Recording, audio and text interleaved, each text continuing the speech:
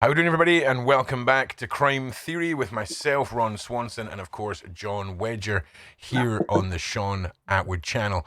And today we're kind of going to recap the cases that are starting to build a larger picture, starting to put a lot of evidence and bolstering the reality of these horrific individuals who prey on children at the highest echelons within the UK government and across the EU. It's quite shocking, and we're compiling, and we're almost ready to put our theory out there. But we thought it would be best to give you guys an episode where we recap the prime cases, and then next week we should have a mind map and an episode all about what we've been working on. Isn't that right, Jon? That's right. Yeah, it was called the actual title was called Anna Kappa Charts, and it's an investigative tool that we used in the police, and there's actual experts on these charts, and it's like most things.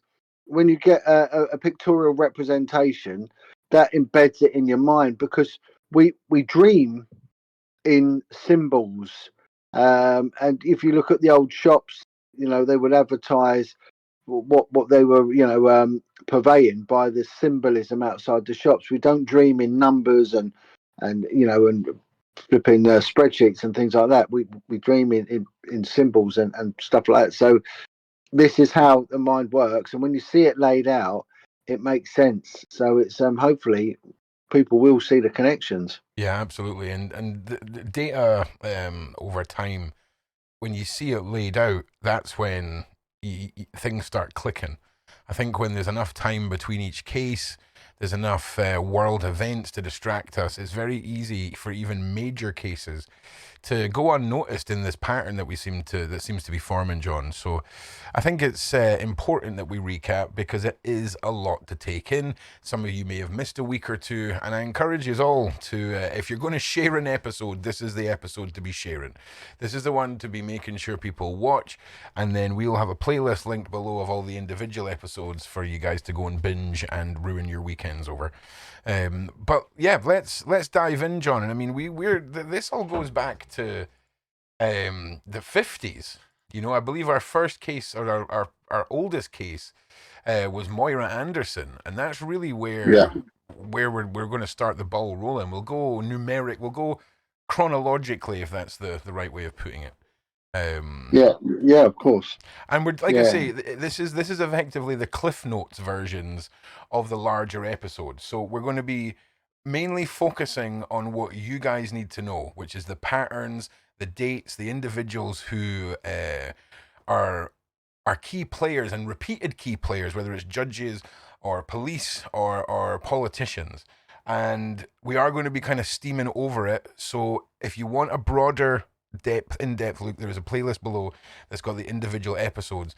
And next week, I say next week, it could be the week after, depending on some witnesses and other aspects that we're still tying down. But it's coming, and it's pretty scary. So let's jump into the case of Moira Anderson, 1957, Jon.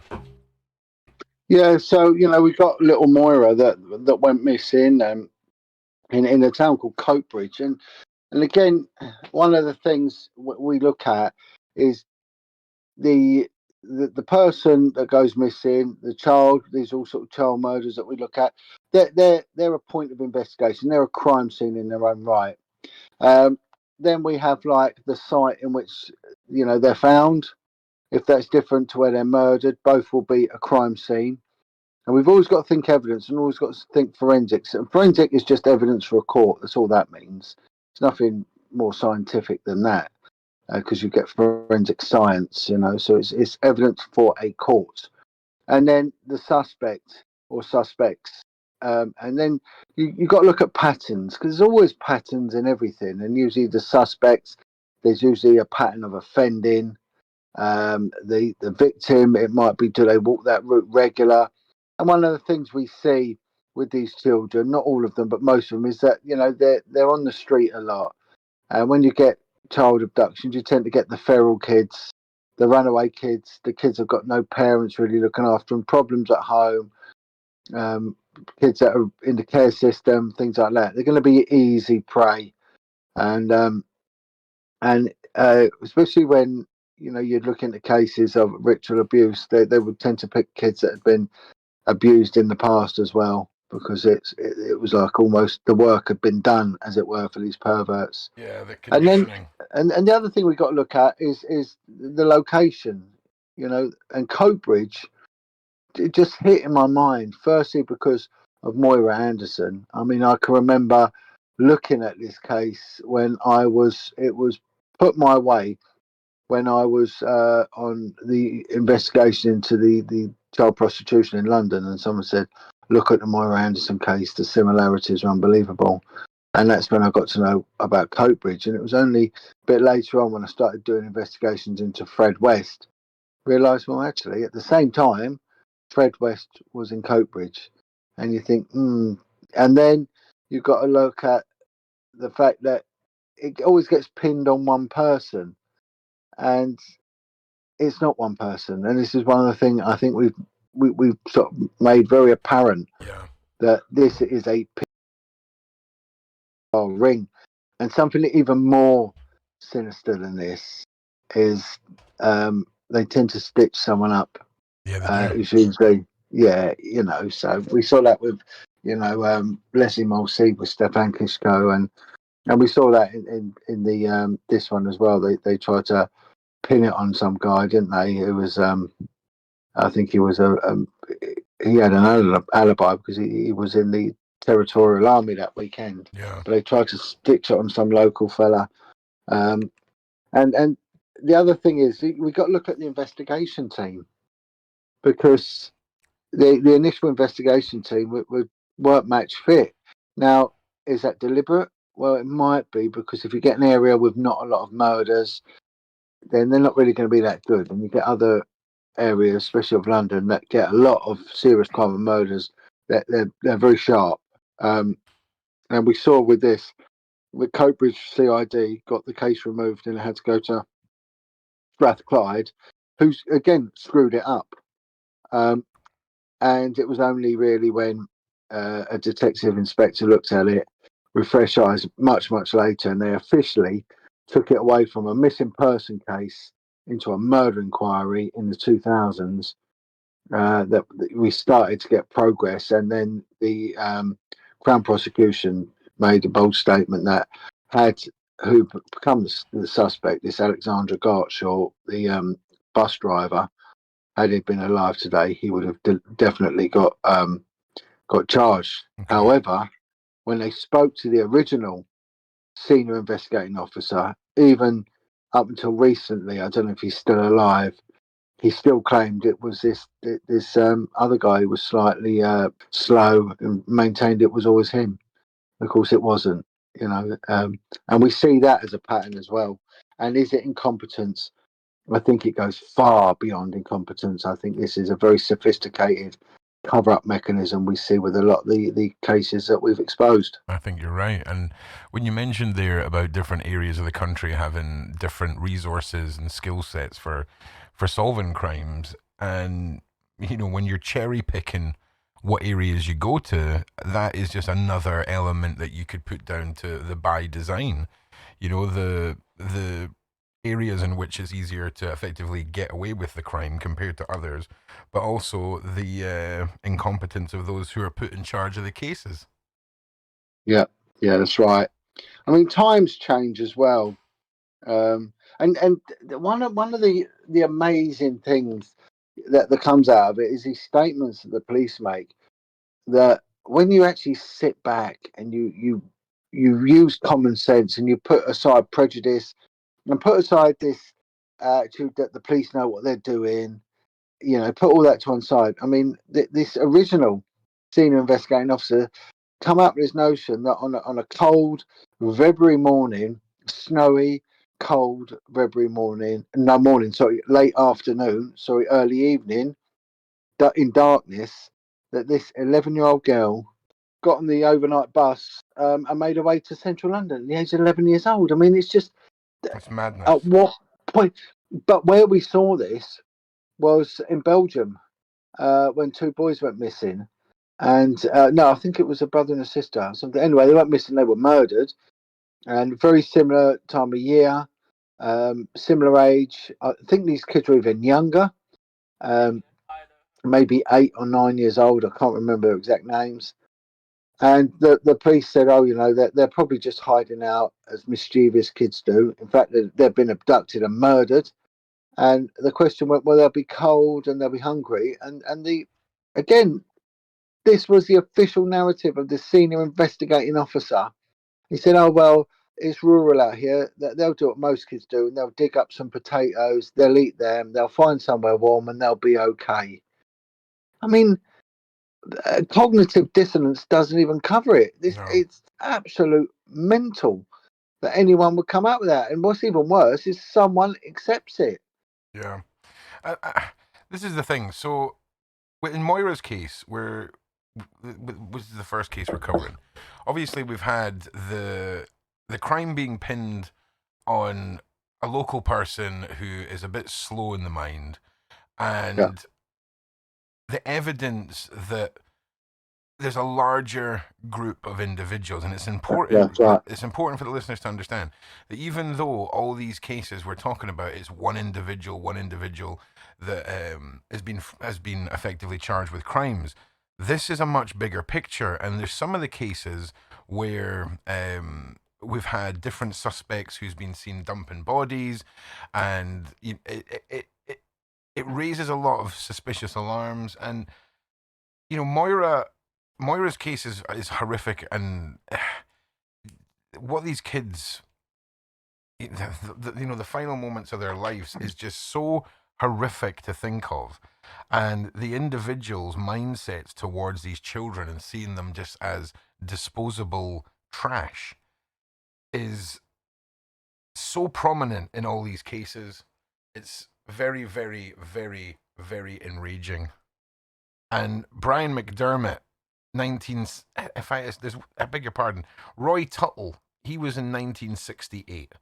And this is where Brian Fields comes into Yeah, the yeah. narrative. I mean, if we just before we depart from Moira Yeah. Anderson, let's look at the information that Hmm. came through later in the inquiries Of when course. Fred West was named, um, as well as Thomas Hamilton, Thomas Hamilton was the massacre in Dunblane, um, which went on, to slaughter, shoot all these young children in this primary school. So this guy turned around and he could link Alexandra Gartshaw and Fred West and Thomas Hamilton as part of a group known as the Untouchables, and they were a people group operating in that area. So just So, just just just spell that out, John. We've got just reiterate again the names on yeah, that yeah, list and the right. individuals. So a guy came forward, right, and uh, he I think he was either in prison with Alexander Gartshaw or something like that. I can't. You'll see it in the original in our uh, radio documentary that we did on it. Okay. Anyway, he supplied the police with information. Um, he was attacked by the press, but he went on to make a statement, many page statement, and put his name to it for a Crown Court. Um, and he's prepared to swear on an oath that he had information that Moira Anderson, her death, was a result of an active paedophile group in Coatbridge. Members of the group involved included senior police officers, um, bus drivers. Again, Alexandra Gartshaw was a bus driver, and also Thomas Hamilton and Fred West. Now, You know, for those I who mean, maybe have never heard of Moira Anderson, I can tell you most people listening will know those names and know the incidents that are tied to those names.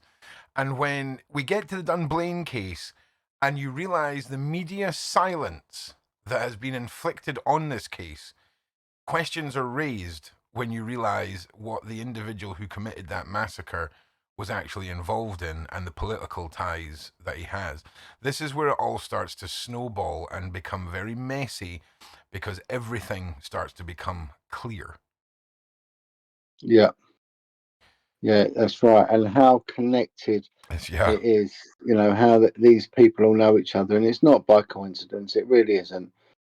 So they're known. It's so especially with Fred West in the mix, and you've got to look at Fred West. He was active in. Here is a word from today's sponsor, Aura. If you Google someone, you can find out all kinds of personal information about them. This information is accessible because of data brokers who profit by selling your information to robocallers, telemarketers, spammers. You can use my link, https://aura.com, Aura is AURA, /Sean Attwood, SHAUNATT Wood, to try 2 weeks for free and see how many data brokers are sharing your info. Also linked in my description box on this YouTube version, or scan the QR code on the screen. Aura also monitors your emails and passwords to see if they were involved in a data breach and exposed on the dark web, and gives you the recommendations on what to do.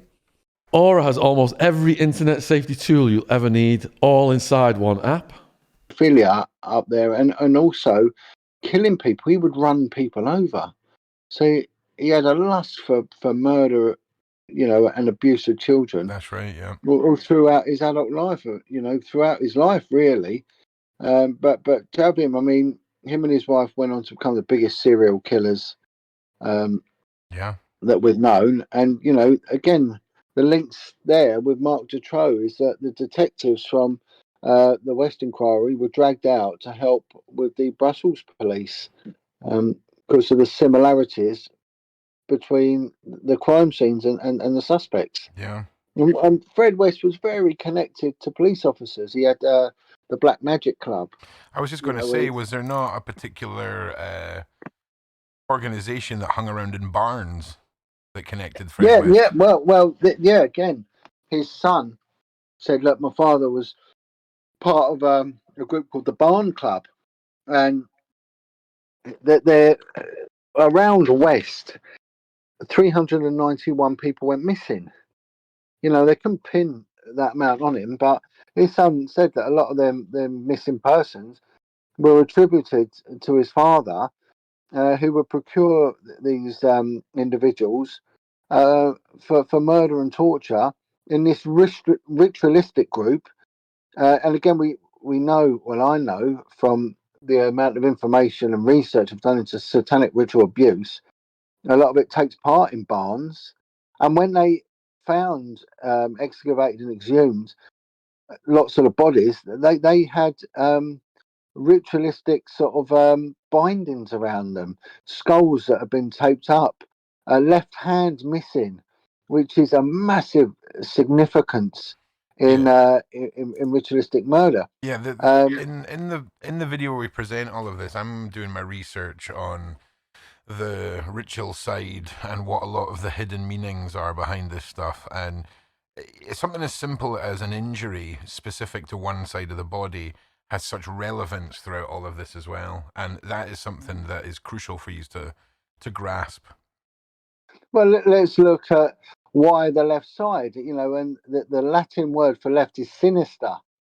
I mean, even in Southern Ireland, up until recent years, they would say that a left-handed person had the devil in them.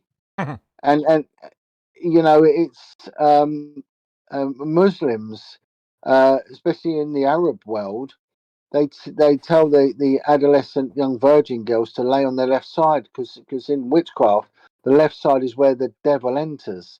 The demons enter on the left. So it's got a huge significance, and it's not by chance that these things are done. And the hand as well. The hand is used to give good luck. If you ever see the film The Wicker Man, the original Wicker Man with Edward Woodward, there's a scene in there where they leave a burning hand outside his room, and there's the ceremony of the hand, which is a satanic ceremony, and it's the hand, the left hand's got huge significance. So these things are done for many reasons, and also there is a perverted level to it because these people are pedophiles, and so as well as that a young child has got huge value and huge sacrificial value in Satanism. Also, that there is also a perverted need for them, a sexual perversion for them. And if you read the book Dances with the Devil by Audrey Harper, Audrey was an ex-Satanist and then become a born-again Christian, and she went on to make a Channel 4 documentary with Roger Cook about Satanism. It's a fantastic episode, and she goes on to admit to her role in procuring children for sex parties for these people, because they, on top of everything else, they still like to have all young children in them. So there's more than one reason why these kids go missing. Yeah. And then they pin it on one person. So whether or not that person gets caught, and the rules are like the mafia, shut your mouth, take your punishment and never reveal anything, otherwise we kill you. Maybe that's why Fred West died in a very similar way to Jeff died. Yeah. We see this a lot. We look at Ian Huntley, that for the kidnap and murder of Jessica and Holly. I mean, again, I'm not convinced it was down to him. Do you know, Two that's children.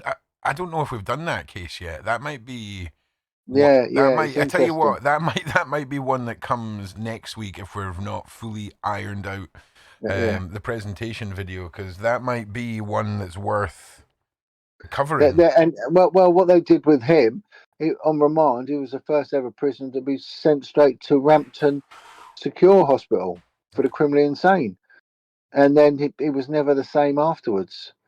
What did they do to him? There's never underestimate these people. That's all I'm saying. But yeah, the Moira Anderson, what for me was the one that really got me looking into. There is a bigger connection, and that was from a detective. Gave me a book and said, read this. This will help you with the investigation you're on, and it did. And they said there's always more to it. And then I read a book on geographical mapping murder, geographical profiling. It's fantastic, and as well as sort of the tradecraft of investigation. So the Moira Anderson case will always be a fascinating one for me, because it really started. That was a thing that really opened my mind, and realised that this isn't one individual. This is a ring, an very highly sophisticated, organised ring. And this is where we started with Moira, and we see this pattern, this algorithm. Yeah, that's emerge. the perfect word for it, John. Algorithm is the perfect word for it, if I'm being honest. Yeah. So we move on to Brian Fields. Roy Again, Tuttle, this is something that I had a huge input in this, because I did a bit of independent investigation into the two young boys that were termed the milk carton kids that went missing in the 90s in Solihull, and it's always believed to this day that Brian Fields murdered them. And Brian Fields, again, interesting character, a dangerous man, and a hugely connected man. Yeah. He went away for the murder of Roy Tuttle in 1968, a 14-year-old schoolboy that went missing on his way home from school in Surrey. And Roy was walking home because he was saving money to buy a bike. And so there would have been a pattern. So Brian Fields would have sort of known. And Brian Fields, we look at him as a crime scene. Who is Brian Fields? And he's an anomaly. He didn't get caught for this murder for a good 30 years. He got away with it. It was only by chance on a DNA test from blood taken as a result of drink driving, that it pinged up and it matched semen that was on the clothing of Roy's body when it was found. So he got away with it. And he was sort of semi-skilled labourer that had a very transient nature. On his private life, he was a violent man. He was a woman beater. He was a closet homosexual. And he was a child murderer. He was a murderer of young boys. He had a passion for young boys. But when you look at his past, but people liked him because they were ignorant to that, we assume. But he was a bit of a character. He was a strong guy, very fit for his age. Very knowledgeable, very intelligent. And again, this is the other thing we see sometimes with a lot of people with high IQ. There's very deceptive characters. The stupid ones tend to get caught, whereas the guys like Brian Fields tend to string this out for many, many years. Yeah. So wherever he went, people liked him. Very transient, would move on. Again, a trail of destruction wherever he moved. And but his past was he was an ex-Royal Marine, and he would play rugby for them and things like that. But then we go, back further. He was brought up in the kids' home. He's the product of he's what they call a bastard. His father wasn't there. His mother was a prostitute, placed into care basically from birth. And again, we got to look at the damage done. Kids that are divested from their mother, the earlier, the more the damage. He was placed into a care home by foster parents who went on to win some national award and actually end up going on This Is Your Life for services to fostering. And there's nothing ever come out from Brian that he was abused, but he was definitely an abuser. He was a bully, and he went on to sex abuse and rape living in this home. Now, what is interesting with this is that there's a lady who's written a book. Her name's Jenny. She's written a book it's called A Child from Nowhere. Okay. It's about her life in satanic ritual abuse and in foster homes, and she was classed back in the same era really as both these crimes. It's a black girl, but she was classed as a child of difference, and back then there wasn't many black children in the care system, especially outside of the big urban conurbations. She was out in High Wycombe in Buckinghamshire, and she was placed into the foster care of these two couple who, again, like Brian Fields' foster carers, went on to win a national award for their services to children of difference. So this lot would take on ethnic kids and disabled kids. And what they would do, they would keep them in a shed.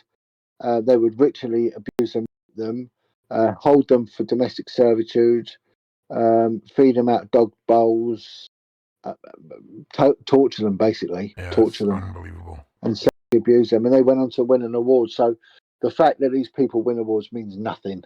And Brian Fields didn't wake up one day and decide, I'm going to rape kids, especially when he was a young one himself. That would have been trauma-driven and learned behaviour. So there's every chance Brian Fields, as a child, was sexually abused, and probably by this foster family. Well, I mean, when you look at the data, it wouldn't be far off to assume that. I mean, to do what they did and then go on to win awards, if that's not putting it in plain sight, I don't know what is. Yeah, and again, Brian Fields travel around the country. Brian Fields is connected to a guy called Sidney Cook. Sidney Cook, if you don't know who he is, you've got to research this guy, aka Hissing Sid. He's probably the most notorious file the UK's ever had. And he was part of a gang called the Dirty Dozen. And one of the members of his gang was a guy called Lenny Smith. Brian Fields was associated with Lenny Smith. They served prison time together. So just to recap, we've got the Untouchables and the Dirty Dozen. That's the first two Yeah, collective yeah, known or talked about groups of individuals that prey on kids in this narrative. And yeah, do you know if it was the press that gave them their names, or if they yeah, just it was the yeah, press? yeah. I think so. I'm not sure whether it was a police name or whatever, but they've definitely termed it Yeah. in the press as the Dirty Dozen. They never really fully released who they were, but there was Oliver Smith, Oliver Bailey, and Cook. They were known really for the murder of a runaway called Jason Swift, Okay. and who over a period of days was tripped to death. Oh, And it Jesus. was from his body that the murder investigation went on, and the group were investigated for the death of 9 boys, and very weird stuff went on. Cook was a ringleader, and Cook didn't get charged with conspiracy to kidnap, rape, and murder 9 boys. He just got done for a co-defendant, not even the ringleader. Sorry, the code D in a conspiracy to commit manslaughter on 2 of the boys, and actually got his sentence reduced. This is a connected individual, Sidney Cook, and we can link him to Brian Fields. We've also got a connection with the fairgrounds. We can connect Brian Fields to the fairgrounds. Sidney Cook definitely to the fairgrounds. And these people were linked in with moving around the country with the fairground. And I think it was West Midlands Police made a statement, something like 35 missing children linked to this bigger group. So it's to Brian Fields and Sidney Cook. Okay, so here we've reached our first slap on the wrist, okay, from a criminal who has done outrageous crimes, and the sentence doesn't seem to match that, right? Yeah. And It's very disproportionately low. yeah, and the reason I don't mean to be sounding like I'm the narrative for any 6-year-olds who's watching here, because I'm dumbing this down. I'm just highlighting the key points that are just so important to get drummed into your head. Groups and individuals, these repeating patterns, and the first occasion of a lenient sentence for an individual who has done such horrific crimes towards kids. Now, I'll also point out as well, we've got our first mention of, the classic job and career path for these individuals with Cook and the fairgrounds, right? Yeah. So, and this isn't the last time we're going to come across this connection, because we see it a few times. We've got this transient nomadic lifestyle of the fairgrounds. They have a route that they publish. I think the National Archive have got copies of these routes, and that they go around, don't they? And you see these posters going up in your town, fairground here, bank holiday, whatever. And there's a few families that they're sort of old school Romany gypsy types, fairy gypsies they call them, and off they go. They're showman's licenses, and you would get offenders latch on to them as casual, unskilled labour. Cook was very, very much into this way, and of course they have access to kids, because kids love the fairgrounds, and you get a lot of delinquent kids, runaway kids that sort of get drawn in. Late at night they're still there Yeah. because they've got nowhere else to go. So, Well, I mean, even I remember when I was growing up, primary school, early years in high school, when the shows, as we would call them, came to the meadows. right. That was the frickin' place to be. Come the weekend, or if you're out late, allowed out a little bit later or whatever, that was the place to be. And there was always the creepy carnies, and there was always that one girl in the school who was like 14 or 15 that was getting involved with the guy who runs the waltzers. And when you're a kid and you're at high school, and this is happening year after year. You don't really think about it as much as you do when you're an adult, but that is some wildly creepy activities and obviously highly illegal activities. And I mean, there was never any girls abducted from my school, but it was definitely prevalent, John. The predatory mindset was definitely prevalent. There we go. That was what I was trying to say. I mean, Phil's you can follow him around the country, and wherever he went, boys got abducted and sexually and murdered. Yeah. And he ends up, you know, during the 90s in the West Midlands, and these two boys go missing in 1996, and David Spencer and Patrick Warren went missing on Boxing Day in 1996, and there was a police inquiry linked into it. Fields was living nearby, and he worked as a landscaper, labourer, and he had access to various bits of land where he was known to dig and bury things. And he was caught on many occasions digging and burying things. And again, there was a whole trail of offending around this guy, and there was a really botched police investigation into it. And one of the original investigators did make a comment saying, "Look, this is a cover up. This is a cover up." Yeah. I got caught up in this, and we set up an independent investigation into it, and we did start excavating a bit of ground, and we did a lot of good work. Had cadaver dogs involved and all sorts of things. And part of my investigation plan was to visit Fields in Wakefield Prison. So I wrote to him, and I was going to go up there with an FBI profiler and a specialist interviewer to see if we could talk to him and see if he was prepared to reveal something. And I wrote to Fields, and the next thing I get a letter from the Home Office Intelligence Unit threatening me with arrests for harassment if I ever wrote to him again. Yeah, So that's crazy. There's a huge cover up around Brian Fields. Yeah, you got to smell a rat when an ex-police officer writes one letter and is threatened to that degree. It's quite hair-raising, and it's just more fuel to the fire, John. Yeah. I had a few meetings with West Midlands Police, and one was a face-to-face meeting, and it was appalling. It was just, I mean, I've worked with these people for decades, so I know what to expect.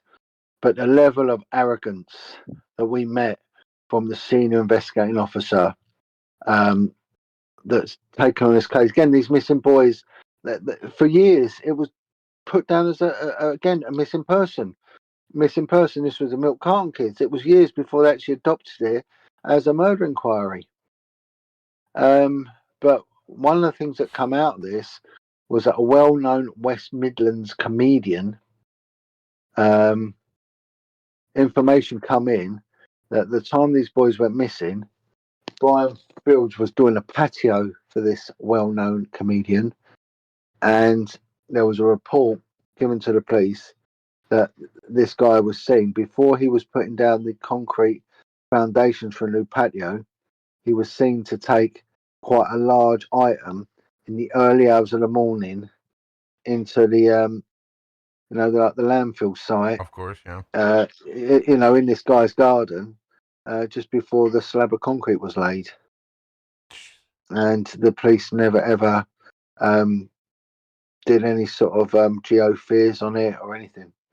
They just said no, we're not taking it up, which I found very, very odd, but very hostile, very condescending investigation team, arrogant, and bear in mind the original lot that looked into it. One of the coppers said this is a massive cover-up. So again, remains an open case. Yeah. In my opinion, Brian Fields was part of a pedophile group, and I don't think he worked alone. He was part of a big pedophile network, and we can connect him to the most infamous gang of child rapists and murderers, and that was a Dirty Dozen run by Hissing Sid, aka Sidney Cook. Yeah. it doesn't get any better moving forward, people. We're just breaching now into the 70s. We've left the swinging 60s and we're into the 70s now. And hang on a second. Yeah, Brian McDermott and Leslie Molseed. Have we just covered them? I beg your pardon. Have I just? No, we haven't. We haven't. That's fine. Yeah. You know, Brian Dermott. Hopefully, we will go into greater details about. Yeah. Give us the that one. give us That one really yeah. does need. Give us a quick summary of the points that are Yeah. relevant. You don't go too deep into the case because, like I say, that's a major presentation. That's coming. 1973, September 1973. Young lad, I think an 11-year-old boy called Brian McDermott goes missing from a park, out playing in the park with his pals.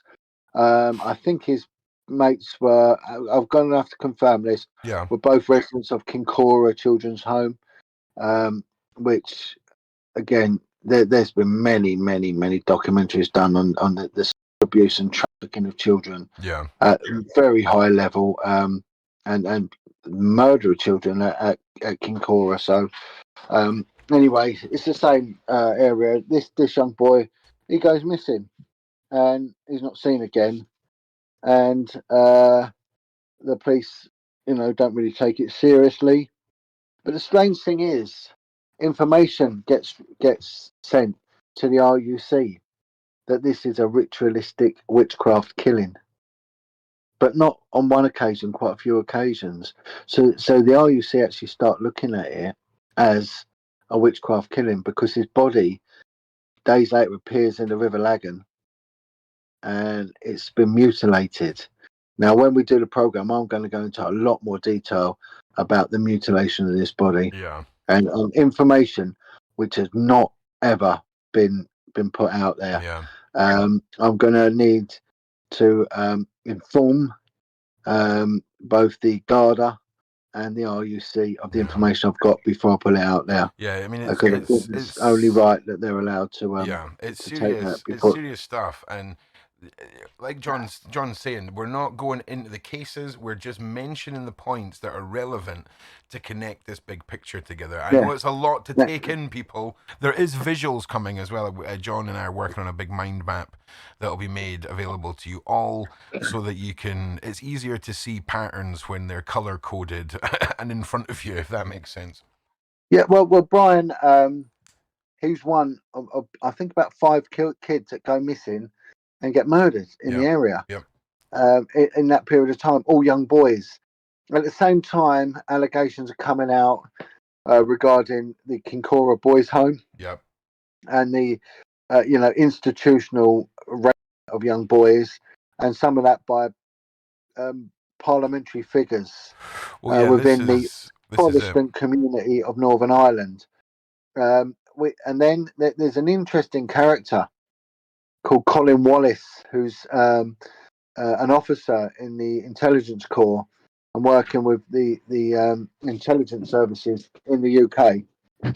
And he starts looking into this, and he's actually told to go and start setting up mock satanic ritual abuse sites in the area at the time. That's right. Which is something they'd never done before. Bear in mind that that's the information being received is that Brian Molseed has been killed by a witchcraft people group, which is something I can really assist with, which will really add weight to the fact that may well have been the case. Yeah. And so the RUC are then sort of basically bullied into changing their mind and putting it down to a murder, just a standard murder of a mutilated corpse. But then once that occurs, and bear in mind all the figures that were involved were allegedly involved with the Kincora rapes and murders. It was very politically destabilizing, as we found with the Dolphin Square and the Elm Guesthouse in the UK. They then start looking elsewhere, and they then pin the murder on his Brian's teenage brother, who was about 16 at the time, and said it was a tit for tat retaliation attack because Brian a few days earlier had hit his brother with a stick, so his brother had murdered him. Bear in mind, I think his brother was 14 at the time, and he got arrested when he was 16. But bear in mind, the narrative is that his brother, who loved him, because he got hit by a stick, decides to kill him, mutilate his body, decapitate his body, and then dump his torso in a nearby river, right, a fast-flowing deep river, and then carry on with his life and say nothing to his parents. Now, what level of psychopathy have you got there if someone does that? I mean, it's one thing, going out stealing as a kid or hitting your brother, or I don't know, nicking something or kicking the neighbour's cat or something like that. And at some point you get hit with guilt and you go very silent and your parents know that you've done wrong. But to mutilate your own brother and then carry his corpse miles and chuck it in a sack in a river and then not say nothing and not even go to pieces, and break down and things like that, it's a load of bollocks. And that was the policing narrative. So we're seeing this again when we go back to the Moira Anderson one, that they did it there to a guy. There was a little bit slow on the uptake. He gets stitched up with it. We're now seeing it with his brother, with Brian McDermott's brother, and we're going to see this time and time and time again. The same pattern again. So Brian McDermott is a really, really interesting case, and it ties in with so much, and it basically ties in with the boy business, that there was a business in the trafficking of young boys. Now, if anybody would like to know a little bit more about the care home scenario, the situation in Ireland, I now just forgive me if I get his name wrong. Is it Richard Kerr or Robert Kerr? No, Richard Kerr. Kerr, that's it. There's a few interviews on Sean's channel. They'll be down and linked down below. This man's story is really, it's horrendous, and this is a very crucial part in Brian's story. So I advise anybody who would, can't wait till next week or whatever, needs, need to dive into this more, go and watch those. They're linked down below, and they will further explain the atrocities that went on there. And this is where it gets a bit interesting, because we spoke about the Wests, okay? We've spoken about Sidney Cook, but there's also the Yorkshire Ripper, Mark Dutroux, and the Moors murders, and of course the Dunblane massacre, which, for example, the Mark Dutroux, the Yorkshire Ripper, the Wests, these are all massive cases. These are all like huge.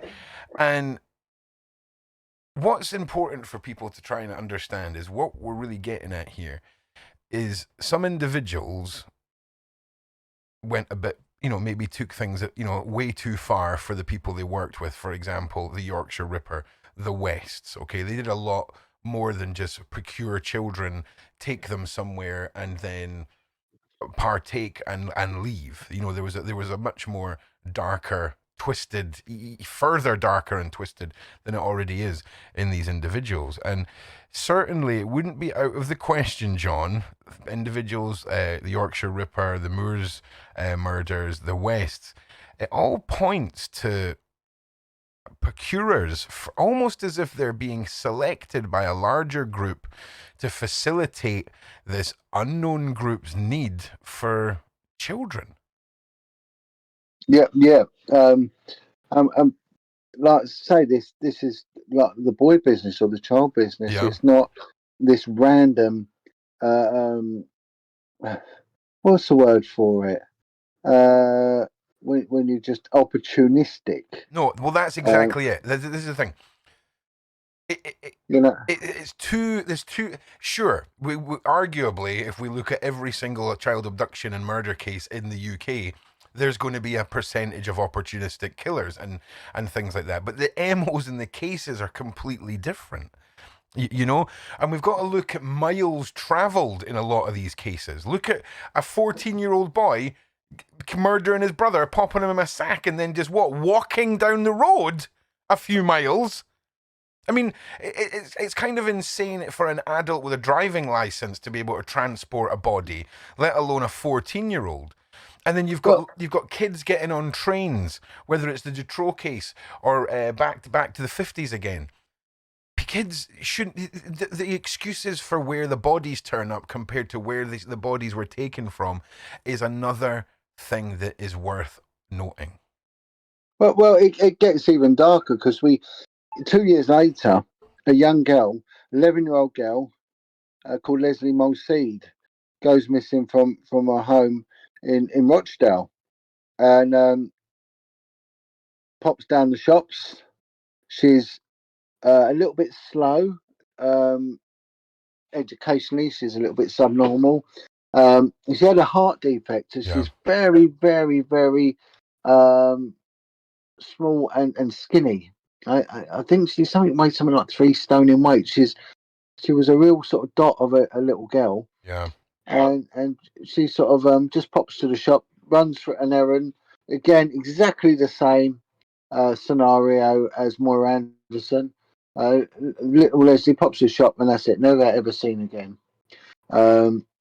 And days later, her body is found on the moors near Saddleworth Moor in Yorkshire. Again, the site of many murders by Hindley and Brady.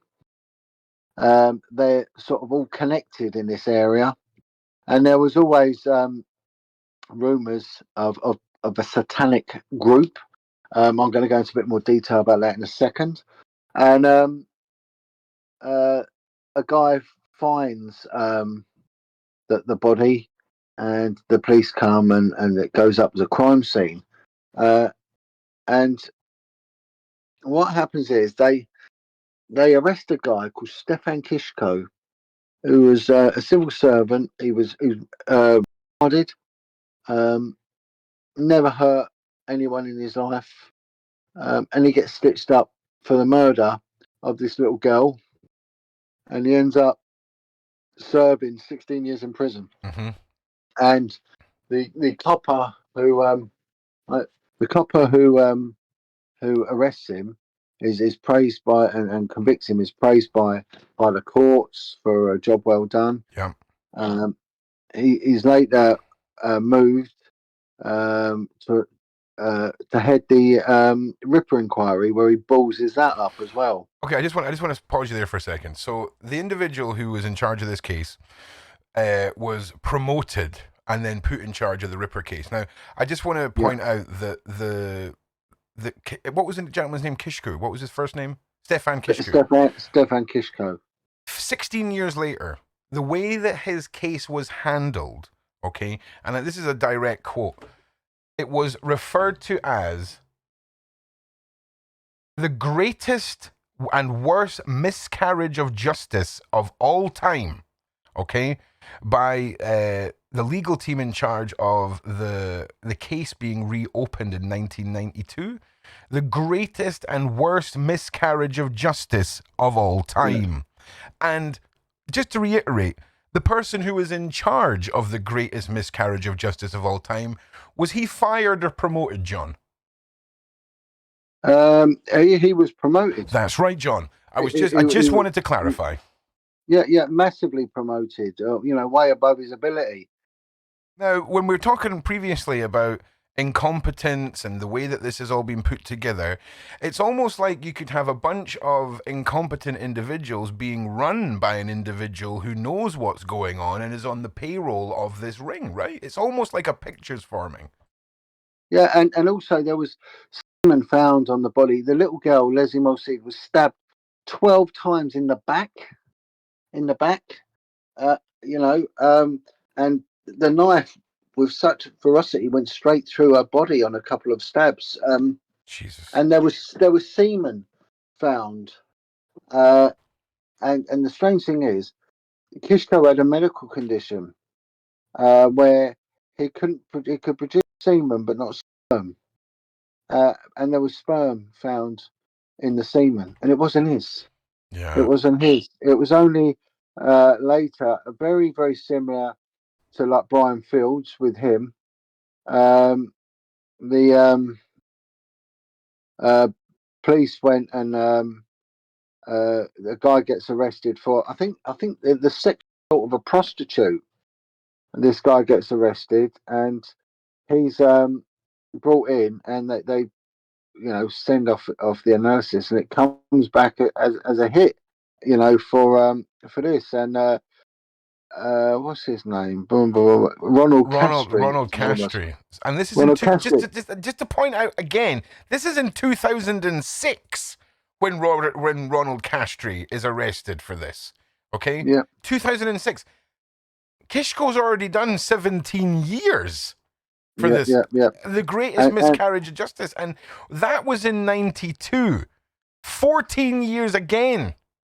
14 years is when Robert Castry was eventually apprehended. And he is inside. He has a terrible time. He's brutalized and all sorts. Happy days. Yeah. And no, what's his name? Stefan Kishko. Oh, that's Well, that's brutalized. Yeah. That's terrible. So we got Castry again. When you look at Castry, a really, really screwed up individual, brutal to his wife and children. He was raping his own children. He was a pervert. He was a serial rapist. He was a pedophile.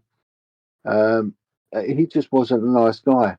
So his semen comes back as a hit, but also at the scene there was numerous sightings of another guy, and that guy was a man called Raymond Hewlett, right? And Raymond Hewlett is an absolute massive abuser.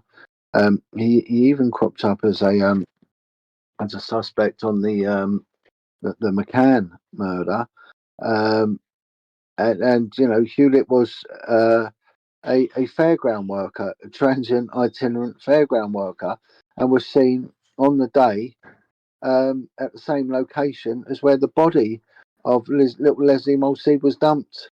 Raymond Hewitt was, he did crop up as a suspect because he was seen at the same that Praia de Luge at the same time. He was suspect, but he was transient. He used to travel around Europe, getting odd jobs, and he was always arrested for a string of sexual offences. But he worked as on the fairgrounds and travelled the UK, and wherever he went, there was always offending against children, and so he was brought in for the Leslie Molseed thing, but it was Castry that was convicted of killing her in the end. Yeah. But these we're looking at like a big pedo thing, but also there's a case. A story went out in the papers around Saddleworth, around there, and it was a case of the Casson cult.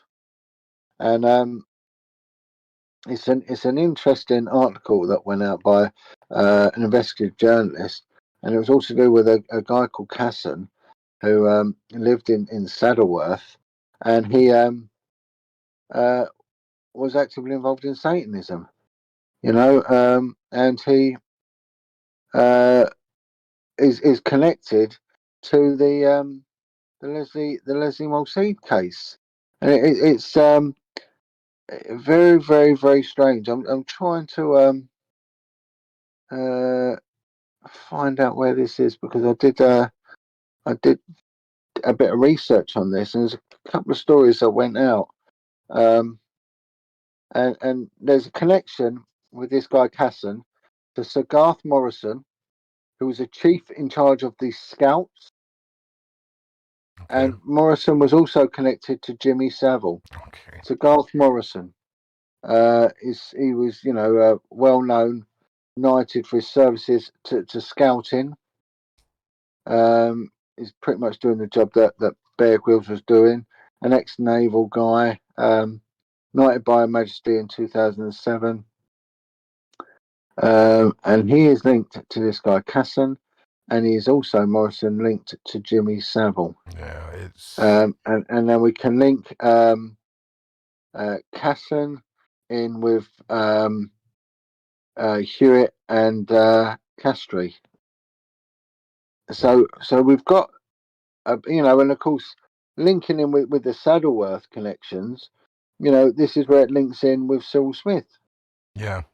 And of course, the case of wrongful conviction of Kishko was put to the MP, who was Cyril Smith, Correct. and it was all boshed and went nowhere. And Cyril Smith obviously has connections with Thatcher. Thatcher has connections with Savile.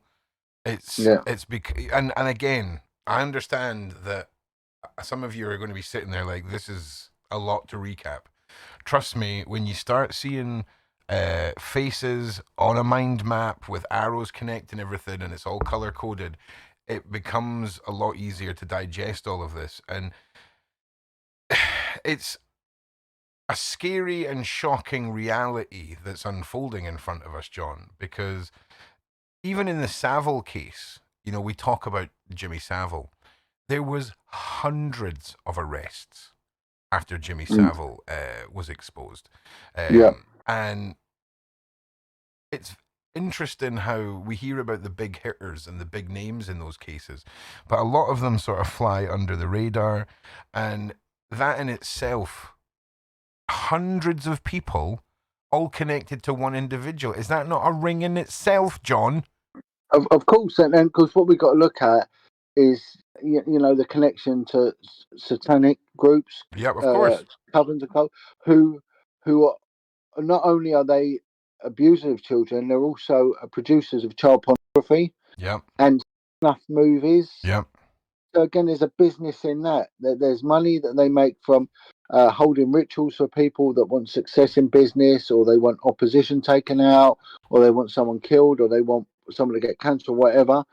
So they'll make huge money in that because, to procure a kid and then hold the kid and then torture the kid and dispose of it, there's a lot of logistics in there. There's a lot of planning in there. There's a lot of covering up and cleaning up in all of that. There's a theory though that a lot of boats leave from Amsterdam, head out to international waters, and it's all done there. And the lobsters feed on the corpses of these murdered children. And that there's a documentary called The Boy Business that goes over that entire theory. And and of course they chuck the bodies overboard, and if you're 12 miles out, no one knows, and they film it. And there's big money. Back in the 1980s, a child video was worth the same price as a brand new family saloon car. That's that, and that was official. That came from the head of the paedophile unit. Told me of that. Scotland Yard's told me, this is how much money was involved, and so you can imagine how much a snuff movie was. It's all so, and that part of the world as well. So there's, I'm talking to a survivor of ritual abuse from the area, who would have been the same age as Leslie Molseed. This woman's always campaigned, that her father gets exposed, and he was best friends with both Castry and Casson. And she said, and she was abused by them all. And she said, they abused us all. Well, I'm living testimony because she's an intergenerational survivor. Yeah. But it said, kids were killed, and they were killed. So it's nothing new. We're saying the same pattern coming up, but the police cover-ups in the Leslie Molseed thing, it was just absolutely appalling. And again, it took a lot of campaigning. It was his mother who campaigned for her son to get out, and the police wouldn't change their attitude. And then, of course, the copper that was commended by the judge for swift and effective and diligent investigation into Kishko. They later realised it was just an absolute monumental cock-up. The judge failed to see error in what he had done, and refused to apologise. Cock-up implies a mistake that nobody intended, John. It certainly wasn't a cock-up. It was a well-orchestrated plan. Of course. You know, Of course. Yeah. Yeah. just Yeah. I'm sorry to correct you there. It's just the we've got to watch that. We've got to use the right terminology here, because these people, it would be a lot easier to sleep at night if it was a cock up, you know. Well, what is it they always say? Lessons have been learned. You know, that's the same. Have they though? You know, lessons have been learned. Yeah. You know, let's move on. Let's put this down as a bad experience. Yeah, and you know, and let's hope this never happens again. And that's it. Case closed. Shut up, and you know, so very interesting case. And of course, someone has picked up on this, and like we've mentioned on the series before, and I've alluded to it. Please, please, please watch Channel 4's trilogy, Red Riding, and it's all about not just the Leslie Molseed, Stefan Kishko saga. It also ties in with the Yorkshire Ripper, Jimmy Savile, Peter Sutcliffe, businessmen, Freemasonry, Satanism, the police corruption. It's got the whole lot, and this in essence is what we are looking at with every single one of these cases. We are looking at the fall guy who cops it. Sometimes they get the right one, sometimes they don't. And when I say the right one, it's really the mug, the puppet that cops it for all of them. Behind it is a pedophile group, a child pornography group, a filmmaking group, a ritualistic abuse group, businessmen, dodgy coppers, clergy, politicians, and on it goes. On it goes. It does. But Red Riding sums it up so well. Yeah. Red Riding, the boy business. Go and watch them. There'll be links in the description for interviews that cover the atrocities that went over in the Irish boys' home as well. And like I say, the visuals for this do help a lot. I know it's complicated, but don't let the complication of this lead your brain to go, oh, I'm just going to write this off. That's too much for my brain to deal with. Stick with it. Over the next few weeks, like I say, this is all going to come together. And when you start looking at, for example, this is one that's come out of, this is what the first one we done was the Jill Dando case. They often talk about Jill Dando knowing something that she shouldn't have. And that could have had a lot to do with Savile, right? For argument's sake, let's just say, for a second, Jill Dando knew about Savile or something along those lines and was going to go public with it. The way she was killed and the way that everything was handled is the identical MO to how a lot of these child cases are handled. It's pinned on somebody, and then at a later date we find out, oh well, it was a monumental cock-up of police investigation. Even down to how the crime scene was handled on the day is incredibly suspicious. And even though that is not a child abduction case, it's very interesting when individuals try and, allegedly put forward information and then, they're shot on their doorstep. Yep, that's right. And then stitch up a ridiculous person. Yeah, again. And then the same thing, lessons learned, and then destroy the crime scene. That's it. By getting hundreds of ambulance crews to tread all over it, and drop cannulas everywhere and decimate the crime scene, and that's it. And it takes some planning. And that's what I always say: look at who attacks you and who backs you. And there's pretty much your answer. Next time there's a crime in your area, see how many ambulances turn up and see how long it takes for them to get there. Okay? Because that alone is just insane. How many ambulances turned up, the crime scene not being secured. And again, it's not exciting to be unearthing all of this stuff. It's great. The only feeling of sort of joy you get is, we're getting the bastards. That's the drive for it all. But it's sad, it's grim, and the fact is, if there was ways for us to investigate things over the last 200, 300, 400 years, I'm sure all of this would be prevalent as far back as the demonic entities at the center of all of these rituals have been around. I mean, what I've found interesting with this is that if we look at the case of Brian McDermott, we've got this Colin Wallace, this intelligence officer, who highlighted as a result of looking into the ritualistic stuff. First time we really hear that officially mentioned, and they go out and try and make up mock sites to detract the focus from the real sites, and also they were decimating sites by pouring animal blood that they said they got from butchers over it. So you're contaminating the real DNA with animal DNA. Correct. And they were doing this deliberately. Of course. And because there was a very active person that was known as the Royal File, which was Mountbatten. Lots of information about him. We saw it with Operation Conifer, with Ted Heath. That not only was he a paedophile and a child rapist, he was also an active Satanist, and that came out officially in the findings of that.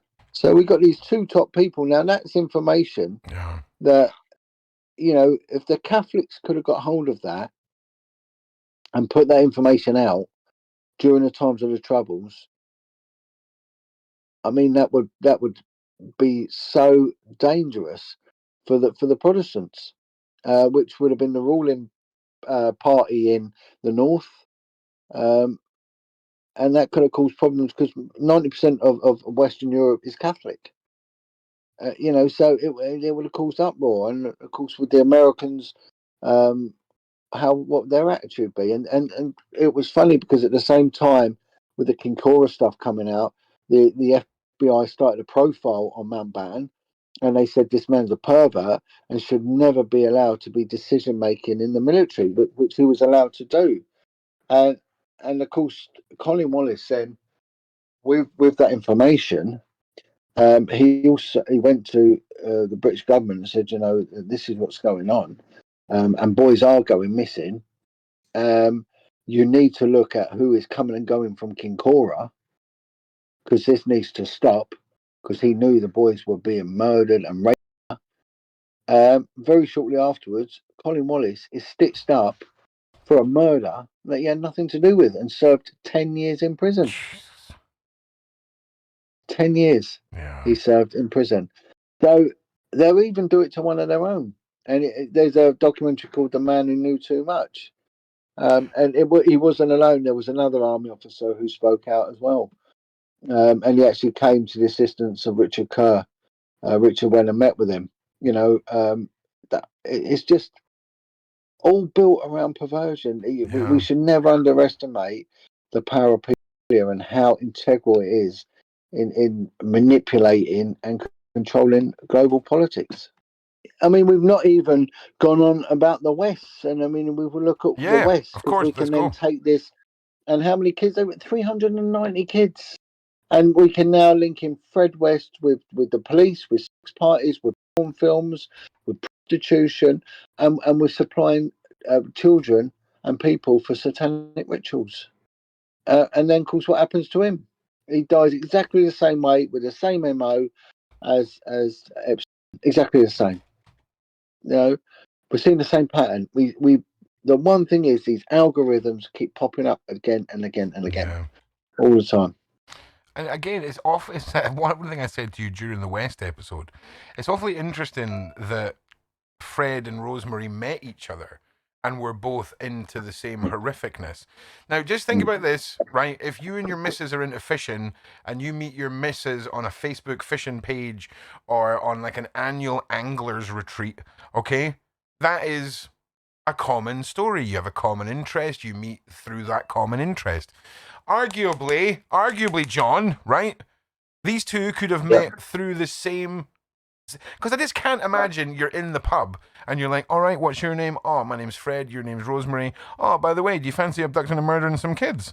And Rose was quite happy to proffer her own children up Oh yeah, she was offering that. for fodder for these rituals and for these sex parties. Correct. So it was win-win all around. Yeah, yeah. You know, it very, very bizarre, and we see that quite a lot with child murders. We've seen it in the papers quite a bit, where a little kid is battered to death, and Yeah. mum and step parent are both having a go. I think they And you think, learned. how do these people meet? I think they learned their lesson with the Wests. I think that was the last era of long leashes on the individuals acquiring the kids. I think it's short leash generation now. I think the Wests, just even in the eyes of these individuals, were doing too much in the public as opposed to it just being behind the barn doors. But well, I think when we look at it on an industrial scale, we look at the wash houses in Southern Ireland, where when they've excavated the land, they found hundreds of baby skeletons. Yeah, I mean that was the sacrifice of children on an industrial scale, and they got away with it for decades. Yep. Decades. And again, so people it can be done. People who are sitting there who are saying, "Oh, now it's gone too far. How can these people get away from it for decades?" I just want to take us back to the care home people who are winning awards for lifetime achievements on one side, and then behind closed doors, they're butchering humans. Well, I think we can make this more user friendly, and say, look at the guy that was a saint who built spinal injury units and run marathons and raised £14 million. Yeah, you know, and had TV programs and got knighted, got a papal knighthood. Get this, and he was. It's wild. Just on the subject of the blonde-haired charitable gentleman. Yeah. Did you watch the BBC series, The Reckoning? Yes, The Reckoning. Funny enough, I've just. How good was that? Tonight. I mean, just take away the fact that it's about a monster, and let's just focus on storytelling, cinematography, and Coogan's acting, just for 5 minutes, right? I thought it was up there with Band of Brothers for production, and I was blown away. What a sensationally put together series. I think the way that they done the moments of tension and the moments of where something horrible is going to happen. It was brilliant without actually showing horrible things happening. Yes, it was brilliant. Powerful. But what really frustrated me most was when they had he was about to be offered the role, and he was competing against others, and it was just given to him. Yeah. And the lady in charge, she just said, "No, this man's a monster. He's a pervert. He's this." And so when they did the self-adjudication to BBC, and they said, "Look, there's nothing to see." I mean, what planet were they on? John, who made that decision? John, the subconscious tale that we've all just been exposed to is a very this is the one thing I picked up on. The whole series was a cleverly put together BBC display of how everybody knew at the BBC. So it's a collective fault. Because look at all the people who knew. The men outside the door, the secretaries, the nurses. It can't just we've got to share the blame. Do you see? That's the hidden message that I got from the series, which left a bit of a brutal taste in my mouth, if I'm being honest. Which takes it to another question. Louis Theroux, a very intelligent, clever investigative journalist. And when you watch Louis Meets Jimmy, he had already was pre-armed with the questions for Jimmy Savile about his suspected pedophilia. Yeah. Listen, all I'm saying is it doesn't matter how good a journalist you are. If you're investigating somebody who's mates with the Yorkshire Ripper and he wants to put the shits up you, I believe Jimmy Savile was an expert in mental manipulation. This was what I was going to say. Yeah. Louis Theroux, in his snaky, I'm thick and I'm ignorant approach to interviewing, which is brilliant. I must say it's brilliant, and it is a tradecraft that we used to employ on specialist interviewing. He's very, very good. But towards the end, without a doubt, Savile was totally and utterly playing him and manipulating him. He'd met his match, Louis Theroux, 100%. and Savile totally and utterly had him. It He looked, checkmated honestly, him. I feel like Louis shifted to somebody who looked like he was riding it out and just wanted to survive the last filming sessions of this. And this shows how powerful and clever Savile was. And without a doubt, this is a very, very horrible, devious, dangerous man. If we're to believe what we've seen in the Savile series, Jimmy Savile would quite happily look you in the eye, knowing that you feel like your life's in danger, if we're to assume Louis was put in the hot seat. We're talking about an individual who, you know, abused a girl in a wheelchair whilst recording her so that it went out onto national air mid-abuse. I mean, if that is not a testament to the man's, not even just his narcissism, but his sick and twisted mind, I don't know what is. I mean, I don't know. But he was procuring runaway kids for parties. Some of them kids were never seen again. Yep. So he you know, this is what they never showed on that. Yeah. They dulled it. I mean, they picked the victims, and they because I mean, let's be honest, it would have been a 200-part series. It really would have. Oh yeah. But there was no inference on that as well. They should have inferred he was doing this. And also, this guy was a ground wizard in some satanic sect, and he was. Now that would have had the major. You know, it's a bit like Freemasonry. It holds power, and they never alluded to that. What the fuck was he wearing on Songs of Praise, by the way? Did you see it with the green thing with like the big hood that came up?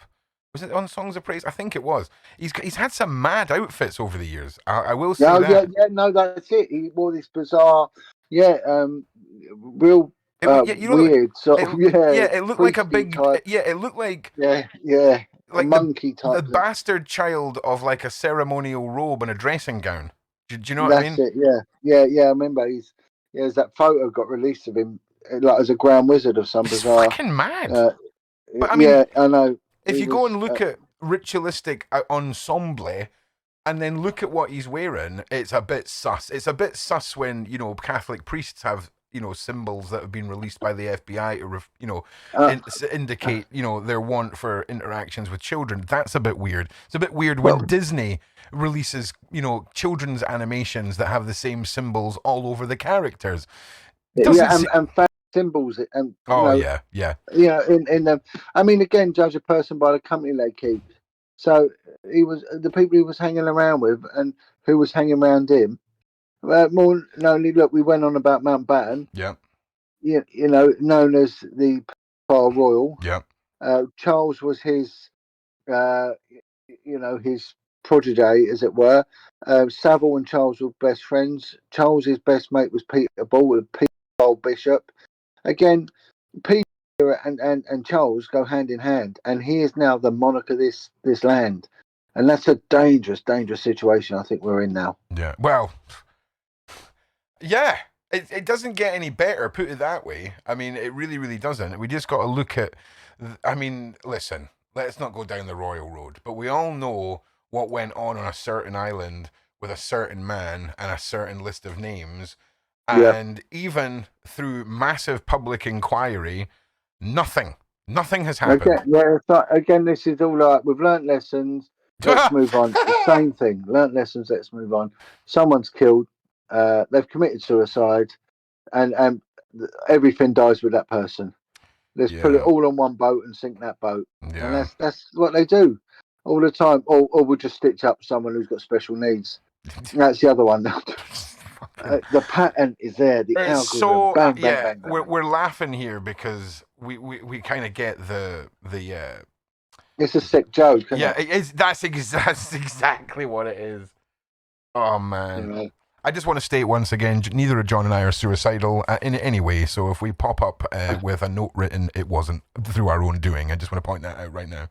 Well, listen, is there anything else you want to just touch on during this recap episode before we start winding down? No, I would say please look at the parallels that we've drawn, and look, stay tuned because we're going to make it easier. We've got a groundbreaking one coming up, which is going to need some legal advice, and it's good. It's really good. And again, we know it's a lot to take in. There is visuals coming. I'll show you some on screen just now so you know that I'm not blowing smoke up your backsides.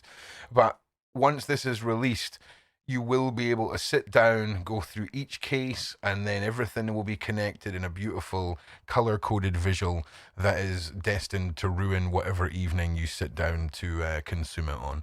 Thank you, Jon, for joining me once again. It is one of the highlights of my week, us sitting here and discussing this stuff. And you know, we're coming up to Halloween. We'll be coming up for Christmas, and we'll be getting some things planned there. Maybe we'll.